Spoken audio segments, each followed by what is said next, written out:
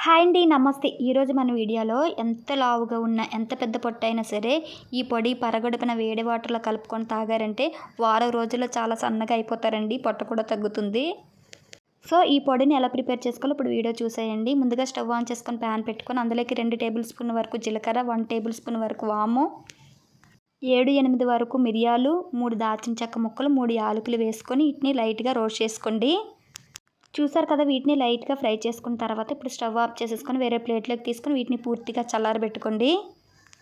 మనం వేసుకునే అన్నీ కూడా పొట్ట తగ్గడానికి చాలా బాగా ఉపయోగపడతాయండి. వీటిని మెత్తటి పొడిగా గ్రైండ్ చేసి తీసుకోండి.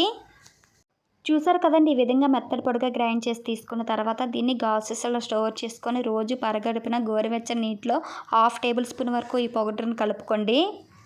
ఇందులో 1/2 చెక్క నిమ్మరసాన్ని కలుపుకొని తాగారంటే పొట్ట చుట్టూ ఉన్న కొవ్వు మొత్తం కరిగిపోతుందండి. వారం రోజుల్లో మీరే రిజల్ట్ చూస్తారు. చాలా బాగా పనిచేస్తుంది. వాడుతూ ఉంటే మీకే రిజల్ట్ తెలుస్తుందండి. Thanks for watching.